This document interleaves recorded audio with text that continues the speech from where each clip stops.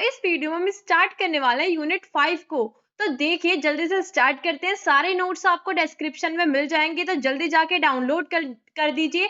तो स्टार्ट करते हैं यूनिट 5 को, जिसका नाम है cloud technologies and advancement Hadoop. ठीक है, तो पहले तो हमारी हिस्ट्री ऑफ हडूप है, ये आप एक बार रीड कर लेना। ठीक है, उसके बाद हम स्टार्ट करते हैं अपाची हडूप। तो हडूप क्या होता है? तो जो हडूप है वो हमें हमारा किसने डेवलप किया था? वो डेवलप किया था हमारे अपाचे ने। तो हडूप होता क्या है? जैसे कि आप सबको पता है इतनी सारी एप्लीकेशंस होती हैं, जैसे कि ट्विटर, फेसबुक, यूट्यूब। तो इतने सारे यूजर्स होते हैं, तो यूजर्स का इतना सारा डेटा भी होता है जिसको स्टोर करना, मैनेज करना, एनालाइज करना, प्रोसेस करना बहुत ज्यादा डिफिकल्ट होता है। तो उसी को इजी बनाने के लिए हम यूज करते हैं हडूप का। तो हडूप क्या करता है? हडूप हमारा डेटा को स्टोर कराता है, बिग डेटा को स्टोर कराता है, प्रोसेस करता है, मैनेज करता है इन अ डिस्ट्रीब्यूटेड इन्वायरमेंट। मतलब कि जिसमें बहुत सारे मल्टीपल कंप्यूटर्स होते हैं जो कि क्या करते हैं? डेटा को एनालाइज करते हैं, प्रोसेस करते हैं और स्टोर करते हैं। ठीक है, इसके कॉमन फ्रेमवर्क्स क्या हैं हडूप के? तो सबसे पहले हम पढ़ेंगे HDFS, Hadoop distributed file system.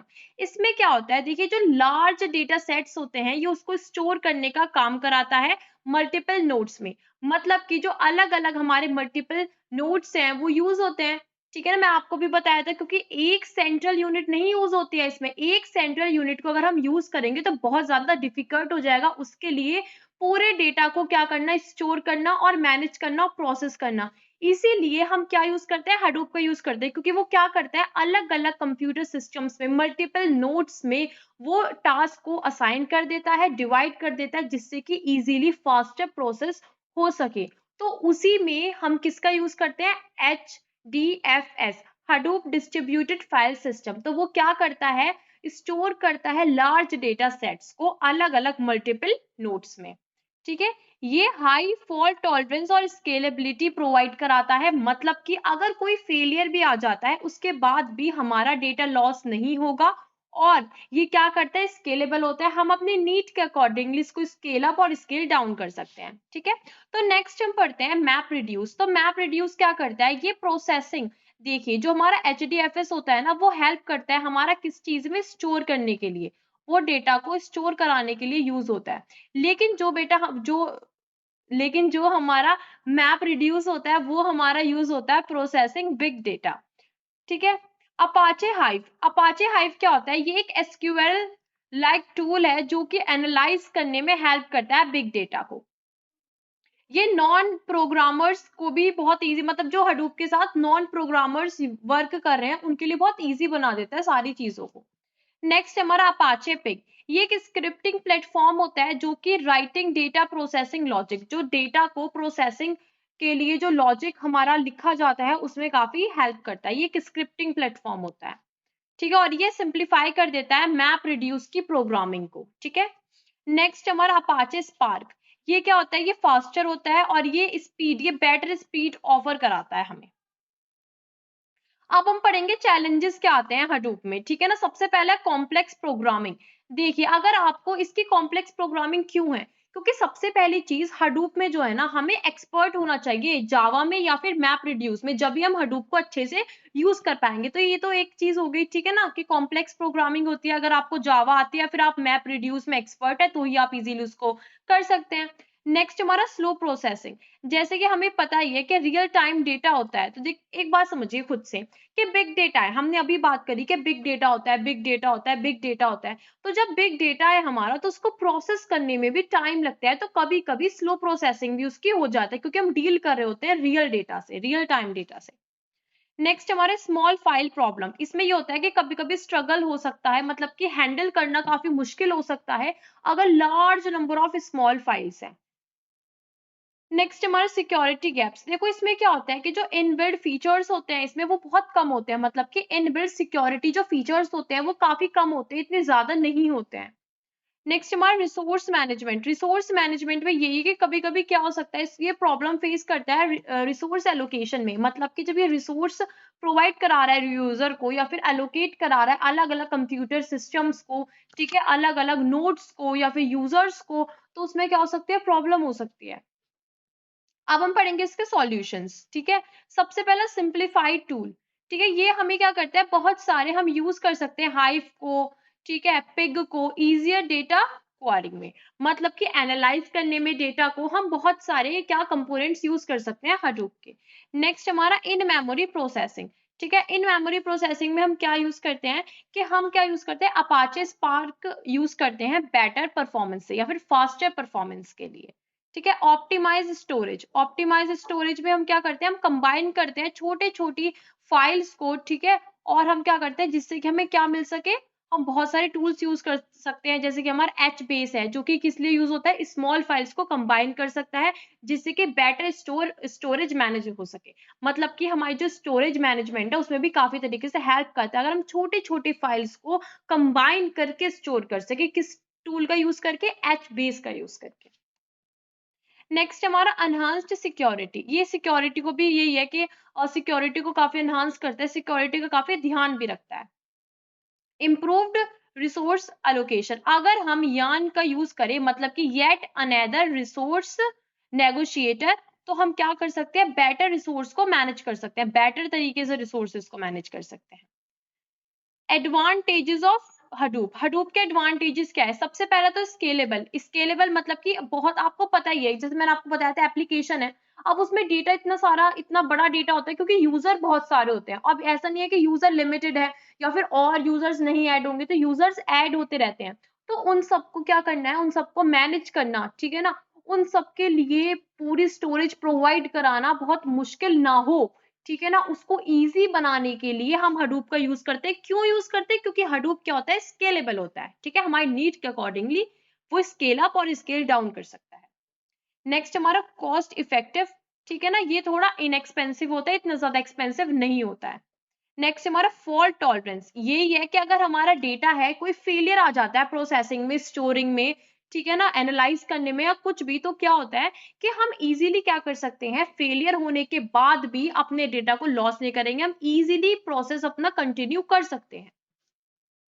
Flexible होता है, ठीक है, और फास्ट प्रोसेसिंग। क्यों, क्योंकि पैरेलल प्रोसेस होता है इसमें। पैरेलल प्रोसेस का मतलब क्या है, मतलब कि बहुत सारे प्रोसेस, हमने क्या बोला था कि हम एक बिग डेटा है उसको स्मॉल स्मॉल ब्लॉक्स में स्प्लिट कर देंगे और उसके बाद स्प्लिट करने के बाद वो आपस में क्या करते रहेंगे, वो डेटा को प्रोसेस करते रहेंगे, उसको स्टोर करते रहेंगे, मतलब कि पैरेलली काम होगा, मतलब कि सारे काम एक साथ होते रहेंगे, तो इसमें इसकी वजह से क्या होता है, फास्ट प्रोसेसिंग होती है। अब हम पढ़ेंगे डिसएडवांटेजेस ऑफ हडूप। हडूप के डिसएडवांटेजेस क्या होते हैं, ठीक है। एक तो कॉम्प्लेक्स टू यूज। क्यों, क्योंकि हमें टेक्निकल स्किल्स आनी चाहिए जावा में और मैप्रेड्यूस में। स्लो फॉर स्मॉल टास्क, ये थोड़ा स्लो होता है स्मॉल टास्क के लिए, ठीक है। सिक्योरिटी लिमिटेशंस, क्योंकि मैंने आपको बताया था इनबिल्ट जो सिक्योरिटी फीचर्स होते हैं वो थोड़े कम होते हैं। हाई एनर्जी यूजेस और स्मॉल फाइल प्रॉब्लम, सेम वही स्मॉल फाइल प्रॉब्लम जो हमने ऊपर पढ़ी थी। और हाई एनर्जी यूजेस क्यों है, क्योंकि इतने सारे प्रोसेस साथ में चलते हैं तो हाई एनर्जी कंजम्पशन होता है हमारा, ठीक है। अब इसके पढ़ते हैं हम कंपोनेंट्स क्या होते हैं हडूप के। हडूप के तीन मेन क्या होते हैं, हमारे कंपोनेंट्स होते हैं। सबसे पहले हमारा होता है HDFS, मतलब कि हडूप फाइल डिस्ट्रीब्यूटेड सिस्टम। हमने सॉरी मैंने थोड़ा सा रॉन्ग बोल दिया। सबसे पहला है हमारा हडूप डिस्ट्रीब्यूटेड फाइल सिस्टम, ठीक है, ये हमने ऊपर पढ़ा भी था। उसके बाद हमारा आता है मैप्रेड्यूस, ठीक है, ये मैं आपको अच्छे से डिटेल में एक्सप्लेन करूंगी एग्जाम्पल के साथ। फिर आता हमारा यान, येट अनदर रिसोर्स नेगोशिएटर, जो कि क्या करता है, मैनेज करता है सारे रिसोर्सेज को। और दूसरी चीज ये क्या करता है, ये एलोकेट कराता है, ठीक है, टास्क को अलग अलग डिफरेंट डिफरेंट नोड्स के बीच में। और हमारा अगला टॉपिक होने वाला है HDFS, Hadoop distributed file system, जो हमने पहले भी एक बार पढ़ा है, तो हम इसको ध्यान से देखते हैं। ये एक स्टोरेज सिस्टम होता है, मतलब कि देखिए इसके तीन कंपोनेंट हमने पढ़े थे।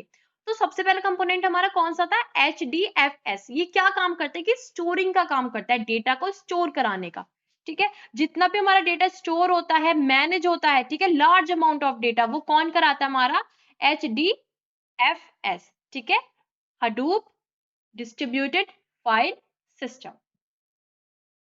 अब ये हम यूज क्यों करते हैं, सबसे पहली चीज हमने इतनी बार बताया, ये हैंडल करता है बिग डेटा को इजीली। दूसरा डाटा रिलायबिलिटी।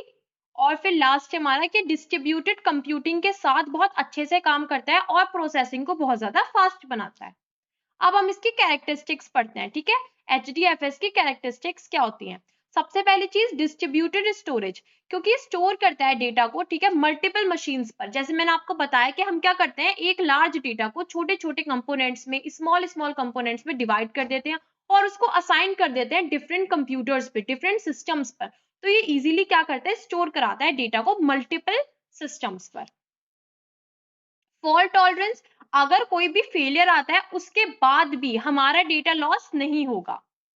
हाई स्केलेबिलिटी, ये हैंडल करता है इजीली जितने भी हमारे डेटा ग्रो कर रहा है, क्योंकि आपको पता ही है एप्लीकेशंस होती है उसमें रोज नए यूजर्स क्या होते हैं, ऐड होते हैं, तो उनको इजीली हैंडल करता है, उनके डेटा को इजीली हैंडल करता है जितना भी हमारा डेटा ग्रो होता चला जा रहा है स्केलेबिलिटी के हिसाब से। नेक्स्ट हमारा राइट वंस रीड मैनी, ठीक है, मतलब कि रीडिंग लार्ज डेटा सेट्स, ये इजीली रीड कर लेता है लार्ज डेटा सेट्स को, उनके साथ काम कर रहा है तो वो इजीली मैनेज कर लेता है। कॉस्ट इफेक्टिव, ठीक है ना, ये थोड़ा सा इनएक्सपेंसिव होता है, ज्यादा एक्सपेंसिव नहीं होता है। अब हम नेक्स्ट पढ़ने वाले हैं मैप रिड्यूस। मैप रिड्यूस काफी इंपॉर्टेंट है, देखिए मैं इसलिए बोलती हूँ आपको नोट्स डाउनलोड करने की इसलिए जरूरत है कि जो भी मैं आपको इंपॉर्टेंट बता रही हूँ आप एकदम क्या कर लेंगे, मार्क कर लेंगे नोट्स पर, ठीक है, तो आपके लिए इजी हो जाएगा उसको क्या करना, रीड करना फिर से। तो अभी जाइए डिस्क्रिप्शन में लिंक है और नोट्स को डाउनलोड कर लीजिए और इसको मार्क कर लीजिए, बहुत ज्यादा इंपॉर्टेंट है, हर बार एग्जाम्स में पूछा जाता है। तो सबसे पहले हम पढ़ते हैं मैप रिड्यूस। मैप रिड्यूस है क्या, एक प्रोग्रामिंग मॉडल है, मतलब कि सिंपल सी बात है, हमने सबसे पहले कौन सा पढ़ा था, हमने पढ़ा था HDFS, मतलब कि हाडूप डिस्ट्रीब्यूटेड फाइल सिस्टम।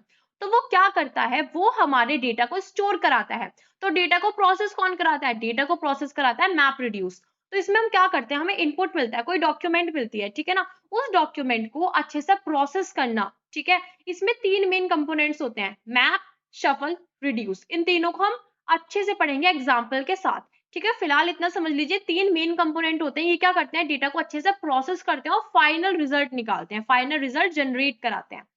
तो ये एक क्या होता है, ये एक प्रोग्रामिंग मॉडल है जो हडूप में यूज होता है, क्या करने के लिए, डेटा को प्रोसेस करने के लिए और जनरेट करने के लिए, किसके अंदर, एक डिस्ट्रीब्यूटेड मैनर, ठीक है ना, क्या करते हैं हम अलग अलग सिस्टम पे डिस्ट्रीब्यूट करते हैं, वो सिंगल सिंगल हमें रिजल्ट देंगे और लास्ट में हम क्या करेंगे, उन सिंगल सिंगल रिजल्ट को कंबाइन करके एक फाइनलाइज्ड रिजल्ट देंगे, ठीक है ना।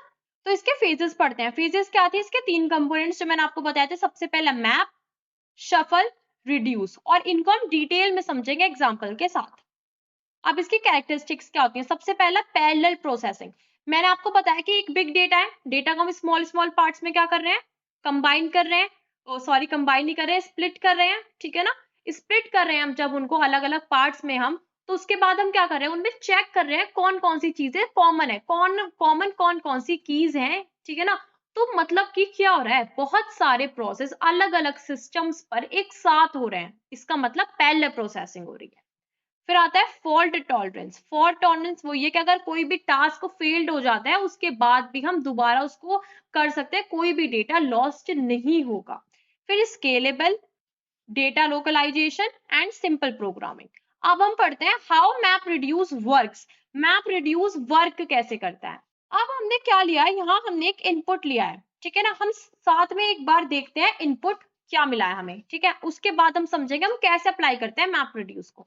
तो सबसे पहले हम देखेंगे इनपुट में हमें क्या मिला है। सबसे पहले देखिए हमें ये मिला है इनपुट, ठीक है, इनपुट में हमें एक डॉक्यूमेंट मिला है। अब उस डॉक्यूमेंट में या फिर डेटा में क्या है, हमें दिया हुआ है deer, bear, river, car, car, river, deer, car, bear, ठीक है।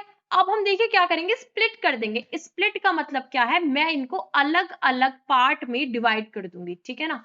सबसे पहले मैंने क्या बना दिया, डियर, बैर, रिवर, इसको मैंने अलग बना दिया, ठीक है, स्प्लिट कर दिया। फिर कार, कार, रिवर, ठीक है। फिर उसके बाद हम कर देंगे डियर, कार, बैर। हमने इसको तीन पार्ट में स्प्लिट कर दिया, डिवाइड कर दिया। उसके बाद अब हम क्या करेंगे, मैपिंग करेंगे। मैपिंग मतलब कि अलग अलग सिस्टम पर इसको मैप कर देंगे, पेस्ट कर देंगे, ठीक है, ये समझ लीजिए पेस्ट कर दिया हमने। Dear, bear, river, car, car, river और डियर, कार, बैर, ठीक है ना। हमने इनको क्या लिख लिया, अलग अलग करके लिख लिया, मतलब हमने मैपिंग कर दी। उसके बाद अब ध्यान से देखिए शफलिंग में क्या होगा। शफल में हम क्या करेंगे, शफल में हम वो देखेंगे जो सेम कॉमन है, कॉमन कीवर्ड्स जो है, मतलब जो कॉमन कीवर्ड्स है उनको हम एक कंप्यूटर को असाइन करेंगे, ठीक है ना, एक जगह कर लेंगे, हम एक जगह ग्रुप कर लेंगे, ये समझ लीजिए, बस सिंपल है। हमने पहले पेस्ट कर दिया, अब जो सेम सेम है हम उनको ग्रुप कर लेंगे अलग अलग, ठीक है। सबसे पहले आप देखिए बैर कितने थे, एक बैर हमारे पास ये रहा और एक हमारे पास बैर ये रहा, तो हमने क्या करा, इसको एक जगह ग्रुप कर लिया, ठीक है। उसके बाद अब देखिए एक कार मेरी ये रही, ये रहा, एक कार ये रहा, ठीक है ना, ये आ जाएगा मेरा यहाँ पे, ठीक है। उसके बाद ये हमारा डियर। अब हम डियर में देखेंगे, एक डियर यहाँ है, एक डियर यहाँ पे है। उसके बाद हम रिवर देखेंगे, ये रहे मेरे 2 रिवर, हम इसको साथ में लिख देंगे। अब ध्यान से देखिए मेरे पैर कितने थे, 2, तो मैंने यहाँ क्या कर दिया, रिड्यूसिंग, मैं रिड्यूस कर रही हूँ, मतलब कि अलग अलग जो थे, मैंने जो ग्रुप बनाया था, जैसे कि मैंने 4 का बनाया था या फिर मैंने यहाँ पे 2 का बनाया था, मैं उन्हें एक साथ लिख दूंगी। तो पैर कितने थे मेरे, 2, कार कितनी थी मेरी, 3, डियर कितने थे मेरे, 2, और रिवर कितनी थी मेरी, 2। अब मैं उसको क्या कर दूंगी, मैंने रिड्यूस कर दिया, अलग अलग सिस्टम पे आ गया रिड्यूस होके। अब हम उसको क्या कर देंगे, कंबाइन कर देंगे, तो ये मेरा क्या बन जाएगा, कंबाइन करने के बाद फाइनल रिजल्ट बन जाएगा। तो ये पूरा प्रोसेस क्या है, ये है हमारा मैप रिड्यूस। तो हमारा नेक्स्ट टॉपिक है वर्चुअल बॉक्स, ठीक है। तो वर्चुअल बॉक्स क्या होता है, सिंपल सी एक ओपन सोर्स है। पहली बात तो ओपन सोर्स क्या होता है, ओपन सोर्स का मतलब है कोई भी यूज कर सकता है। दूसरी चीज है virtualization software. Virtualization software, virtualized क्या होता है, मतलब कि कोई फिजिकल नहीं है, फिजिकल इंस्टेंस, फिजिकल मशीन का, फिजिकल सिस्टम का इंस्टेंस है ये, ठीक है ना। वर्चुअलाइजेशन सॉफ्टवेयर है जो किसने डेवलप किया था, ओरेकल ने। अब सिंपल लैंग्वेज में मैं आपको बताती हूँ, एक सॉफ्टवेयर होता है, ठीक है, वर्चुअलाइज सॉफ्टवेयर होता है, आपको कोई हार्डवेयर इंस्टॉल करने की जरूरत नहीं है, ठीक है ना, कोई इंस्टॉल करने की जरूरत नहीं है आपको सॉफ्टवेयर, ये एक वर्चुअलाइज सॉफ्टवेयर होता है जो आपको ओरेकल ने प्रोवाइड कराया था, डेवलप किया था। दूसरी चीज, ये किस लिए हेल्प करता है, ये हेल्प करता है कि हम एक सिस्टम के ऊपर मल्टीपल या फिर डिफरेंट क्या यूज कर सकते हैं, ऑपरेटिंग सिस्टम्स को रन करा सकते हैं या फिर यूज कर सकते हैं। उसके लिए हम किसको यूज करते हैं, उसके लिए हम यूज करते हैं वर्चुअल बॉक्स को। ये अलाउ करता है रन करना multiple operating systems on a single physical machine, ठीक है ना। साथ में अलग अलग फिजिकल मशीन्स पे हम क्या रन करा सकते हैं, डिफरेंट डिफरेंट ऑपरेटिंग सिस्टम को रन करा सकते हैं। अब इसके हम कंपोनेंट्स क्या होते हैं वो पढ़ेंगे। सबसे पहला है होस्ट मशीन। होस्ट मशीन क्या है, फिजिकल मशीन है जिसपे हमारा वर्चुअल बॉक्स क्या हुआ है, इंस्टॉल्ड हुआ है। दूसरी चीज हमारा गेस्ट मशीन। गेस्ट मशीन मतलब कि जिसपे वर्चुअल मशीन, जिसपे हमारे डिफरेंट ऑपरेटिंग सिस्टम्स क्या हो रहे हैं, रन हो रहे हैं, ठीक है। फिर हमारा वर्चुअल डेस्क। वर्चुअल डिस्क हमारी क्या होती है कि storage allocated for each VM, मतलब कि जो स्टोरेज चाहिए हमारी हर एक वर्चुअल मशीन के लिए।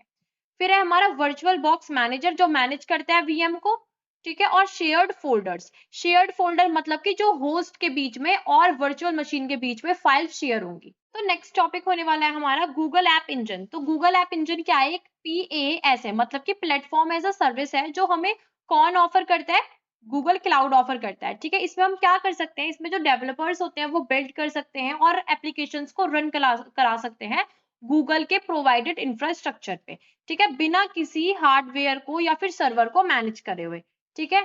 ये भी वर्चुअलाइजेशन की हेल्प से ही हमारा होता है। इसके की फीचर्स क्या होते हैं, फुली मैनेज इन्वायरमेंट, ठीक है ना, मतलब कि हमें गूगल सर्विसेज प्रोवाइड करा रही है, गूगल हमें क्या प्लेटफॉर्म प्रोवाइड करा रही है, तो गूगल ही क्या करती है, उसको मैनेज करती है। फुली मैनेज गूगल का होता है, हमें कोई जरूरत नहीं है मैनेज करने की, ना टेंशन लेने की, ठीक है। ऑटोमेटिक स्केलिंग, जितना मेरा वर्कलोड होगा उस हिसाब से ऑटोमेटिक स्केलिंग हो जाती है, scale up and scale down.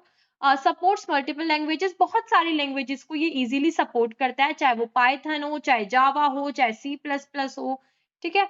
Integrated with Google cloud services, मतलब अभी गूगल की जितनी भी क्लाउड सर्विसेज होती है वो सारी अच्छे से प्रोवाइड कराते हैं।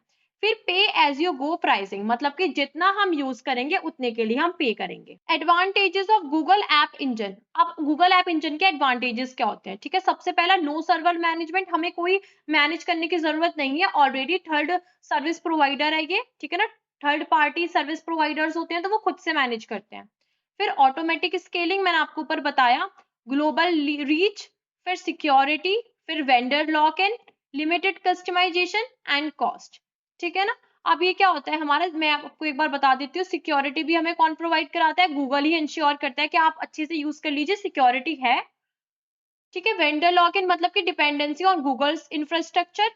लिमिटेड कस्टमाइजेशन में हमें ज्यादा कोई कस्टमाइज करने की वो नहीं मिलती है, मतलब कि थर्ड पार्टी प्रोवाइडर्स सारी सर्विसेज को प्रोवाइड कराते हैं तो हमें कोई कस्टमाइजेशन नहीं मिलता है, वो खुद से ही कस्टमाइज करते हैं, हम कस्टमाइज नहीं कर सकते, अगर कर सकते तो बहुत कम कर सकते हैं, इसलिए लिमिटेड कस्टमाइजेशन होता है, ठीक है ना। अपने अकॉर्डिंगली हम चेंज नहीं कर सकते हैं उसको।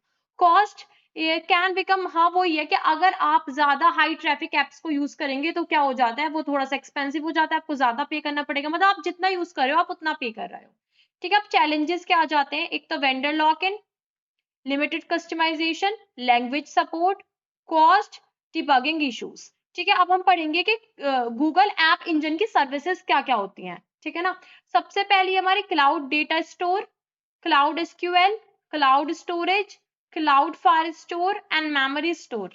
अब नेक्स्ट टॉपिक हमारा होने वाला है ओपन स्टैक। अब ओपन स्टैक क्या होता है, ठीक है, ये भी एक क्या है, ओपन सोर्स प्लेटफॉर्म है।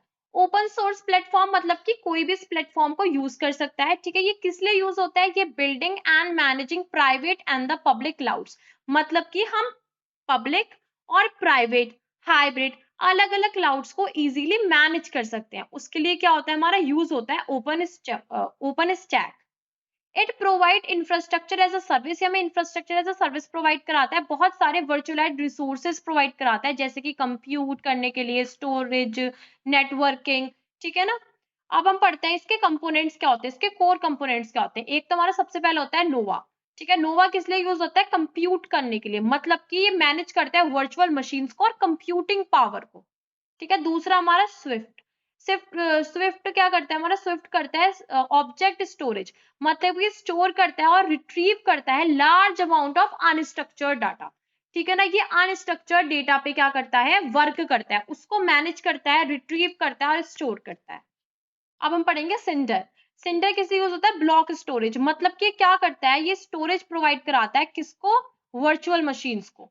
ठीक है ना, बिल्कुल कैसा होता है, ये हार्ड ड्राइव जैसा होता है और ये किससे अटैच होता है, सर्वर से।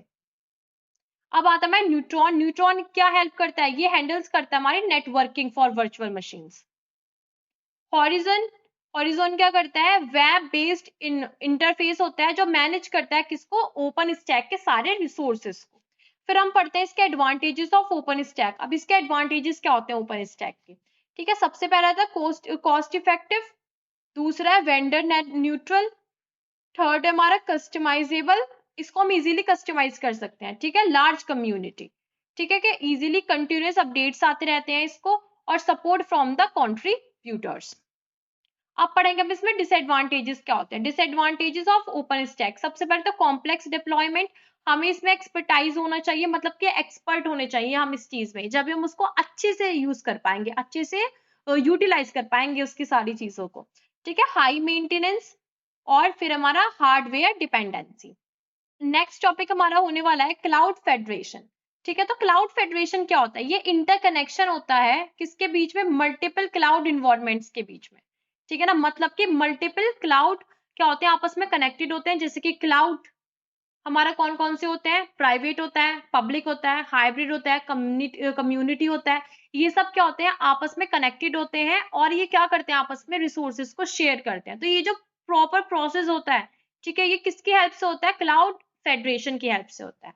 ठीक है, जैसे कि कोई भी हमारी ऑर्गेनाइजेशन है, ठीक है, वो क्या कर सकती है, आपस में डिस्ट्रीब्यूट कर सकती है वर्कलोड को, डेटा को शेयर कर सकती है, रिसोर्सेज को मूव करा सकती है बिटवीन डिफरेंट क्लाउड प्लेटफॉर्म्स, चाहे वो प्राइवेट हो, पब्लिक हो, ठीक है ना, या हाइब्रिड हो।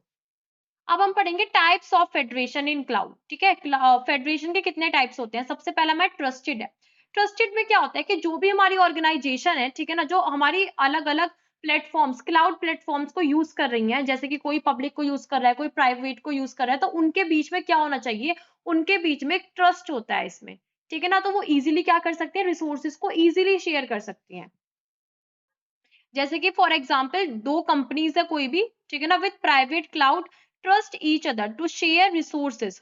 अब क्या हो सकता है, देखिए कि जैसे दो कंपनीज है, वो दोनों क्या करेंगे, प्राइवेट क्लाउड से उनके पास, तो वो आपस में रिसोर्सेज को शेयर कर रही है। क्यों शेयर कर रहे हैं, क्योंकि उनके बीच में आपस में ट्रस्ट है, इसलिए वो इजिली शेयर कर पा रहे हैं। जैसे कि हम दो दोस्त हैं, हमारे हम कोई भी दो दोस्त है, कोई दो बेस्ट फ्रेंड्स है, वो आपस में इजीली बात शेयर कर लेते हैं, क्योंकि उनके पास ट्रस्ट है कि ये बात कहीं और नहीं जाएगी, हम दोनों के बीच में रहेगी।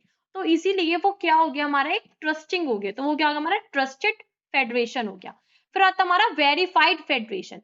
वेरीफाइड फेडरेशन में क्या होता है कि उनमें क्या होता है, जो थर्ड पार्टी सर्विस प्रोवाइडर्स होते हैं, ठीक है, वो क्या करते हैं, एक वेरिफिकेशन करते हैं आपस में। मतलब कि उसमें क्या होना चाहिए, आईडी पहले वेरीफाई होगी, उसके बाद में वो आपस में रिसोर्सेज को क्या कर सकते हैं, शेयर कर सकते हैं। तो पहले वेरिफिकेशन जरूरी होता है इसमें। ठीक है, for example a hybrid cloud where both private and public clouds are linked. जैसे कि कोई भी ऑर्गेनाइजेशन है या फिर कोई भी हाइब्रिड क्लाउड है। हाइब्रिड क्लाउड क्या होता है? जो दोनों का कॉम्बिनेशन होता है, प्राइवेट का भी और पब्लिक का भी। तो अब ये दोनों आपस में लिंक्ड है किसी हाइब्रिड क्लाउड में, तो उनके बीच में जो रिसोर्सेज शेयर हो रहे हैं वो एक कॉमन सिक्योरिटी, ठीक है ना, मतलब कि जो हाइब्रिड है वो दोनों की सिक्योरिटी को मेंटेन कर रहा है, दोनों को देख रहा है, मतलब कि कोई एक थर्ड पार्टी है जो दोनों का ध्यान रख रही है, जिन्होंने उन दोनों को आपस में वेरीफाई कराया है, जान पहचान कराई है। फिर हम आ जाते हैं परमिसिव फेडरेशन। परमिसिव फेडरेशन में क्या होता है? इसमें भी रिसोर्सेज जो होते हैं ना वो फ्रीली होते हैं, फ्रीली शेयर होते हैं रिसोर्सेज, लेकिन इसमें जो सिक्योरिटी होती है वो बहुत ज्यादा कम होती है और रेस्ट्रिक्शन भी बहुत कम होते हैं, ठीक है ना, ये लेस सिक्योर होता है उन दोनों से कंपेयर किया जाए तो। और इसमें इजीली आप क्या कर सकते हो? रिसोर्सेज को शेयर कर सकते हो। For example a company allow multiple cloud to access its resources with simple access controls। मतलब कि कोई भी एक कंपनी है जो क्या करती है? मल्टीपल क्लाउड्स को क्या करने देती है? एक्सेस करने देती है उसके रिसोर्सेज को। एनक्रिप्टेड फेडरेशन, ये क्या होता है? एनक्रिप्टेड फेडरेशन बहुत ज्यादा सिक्योरिटी पे ध्यान देता है, बहुत ज्यादा सिक्योर होता है। मतलब कि जैसे किसी ने क्लाउड्स ने आपस में क्या करा? अपने डेटा को शेयर किया और डेटा को शेयर कर लिया आपस में, और वो हाथों हाथ क्या हो गए? एनक्रिप्टेड हो गए। मतलब कि बिल्कुल सिक्योरिटी है, कहीं तक कोई बात नहीं जाने वाली है, वो उनके ही बीच में है। अब इसके एडवांटेजेस क्या होते हैं? सबसे पहले तो कॉस्ट इफिशियंसी, ठीक है ना, कॉस्ट रिड्यूस हो जाती है। क्यों? क्योंकि आपस में हम रिसोर्सेज को शेयर कर रहे हैं। स्केलेबिलिटी, फ्लेक्सिबिलिटी, स्केलेबल होता है जितना मेरा यूज हो उतना मैं उसको क्या कर सकती हूँ? स्केल अप कर सकती हूँ, स्केल डाउन कर सकती हूँ। काफी फ्लेक्सिबल होता है क्योंकि हम बेस्ट सर्विसेज को क्या कर सकते हैं? अलग अलग क्लाउड प्रोवाइडर की बेस्ट सर्विसेज को इस्तेमाल कर सकते हैं, बहुत इजीली यूज कर सकते हैं। फिर हमारा रिसोर्स ऑप्टिमाइजेशन और इम्प्रूव्ड अवेलेबिलिटी। अब देखो रिसोर्स ऑप्टिमाइजेशन तो ये है कि वर्कलोड आपस में मल्टीपल क्लाउड्स में डिस्ट्रीब्यूट हो गया, ठीक है, तो वो अच्छे से ऑप्टिमाइज हो जाता है, रिसोर्सेज अच्छे से ऑप्टिमाइज हो जाते हैं। इम्प्रूव्ड अवेलेबिलिटी मतलब कि जब मल्टीपल क्लाउड प्रोवाइडर्स है तो वो इंश्योर करते हैं कि डाउन टाइम बहुत ही कम आए। नेक्स्ट टॉपिक हमारा व्हाट आर वेब सर्विसेज, ठीक है। वेब सर्विसेज क्या होती है? वेब सर्विसेज एक वे होती है एप्लीकेशंस के लिए जो आपस में वो क्या कर सकते हैं? कम्युनिकेट कर सकती हैं ओवर इंटरनेट। मतलब कि अलग अलग एप्लीकेशन आपस में कम्युनिकेट कर सकती हैं, किसकी हेल्प से?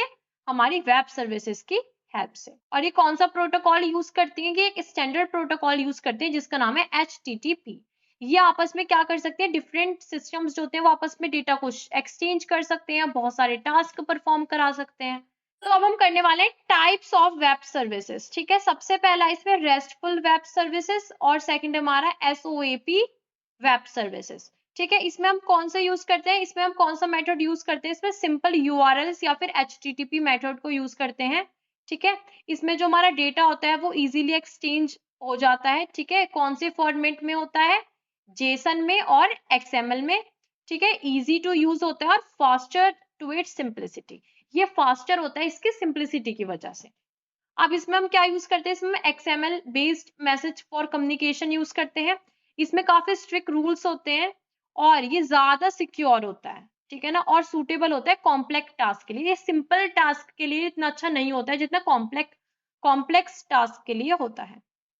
अब इनके बीच में पड़ेगा हम comparison between web services and APIs, ठीक है। वेब सर्विसेज क्या होता है? ये एक मीडियम होती है किसी भी दो डिवाइसेस के बीच में, दो एप्लीकेशंस के बीच में क्या करना? कम्युनिकेशन कराने के लिए, ठीक है। ये क्या होता है? एक सेट ऑफ प्रोटोकॉल होता है या फिर टूल्स होते हैं जो यूज होते हैं बिल्डिंग अ सॉफ्टवेयर एप्लीकेशन, किसी सॉफ्टवेयर एप्लीकेशन को बनाने के लिए, ठीक है। इसका स्कोप क्या होता है? ये design, web services are subset of APIs design to operate over the web, ठीक है। ये APIs जो वेब बेस्ड होते हैं हमारे, local and not necessary web oriented. आप इसकी कम्युनिकेशन, ये कौन कौन से कम्युनिकेशन का प्रोटोकॉल्स का यूज करते हैं? REST का यूज करती है, SOAP का यूज करती है, HTTP का यूज करते हैं, ठीक है। तो आप इसको एक बार रीड कर सकते हैं, ठीक है ना, ये आपकी इजीली समझ में आ जाएगा। और मैंने इसके इंपॉर्टेंट क्वेश्चंस और PYQ क्वेश्चन सब नोट्स में प्रोवाइड कराए हैं। 100% पेपर आपका इन्हीं नोट्स में से आएगा, आपको और कुछ करने की बिल्कुल जरूरत नहीं है। तो डिस्क्रिप्शन में लिंक है, जल्दी जाके नोट्स को डाउनलोड कर लेना। मुझे कमेंट में आके जरूर बताना आपका एग्जाम कैसा गया है। तो मिलते हैं अगली वीडियो में। और हाँ, मैं तो भूल ही गई थी कि हमारे चैनल पे पॉडकास्ट आने वाले हैं, तो अगर आपको हमारे पॉडकास्ट में आना है तो जल्दी जाइए, डिस्क्रिप्शन में लिंक है, अभी जाके रजिस्टर कीजिए और देखते हैं सबसे पहले हमारे पॉडकास्ट में कौन आता है। Thank you, bye. हमारे kkstore.kkworld.in पर अनबॉक्स और न्यू प्रोडक्ट्स काफी क्रेजी लूट प्राइस पर मिल रहा है, लिंक डिस्क्रिप्शन में मिल जाएगी।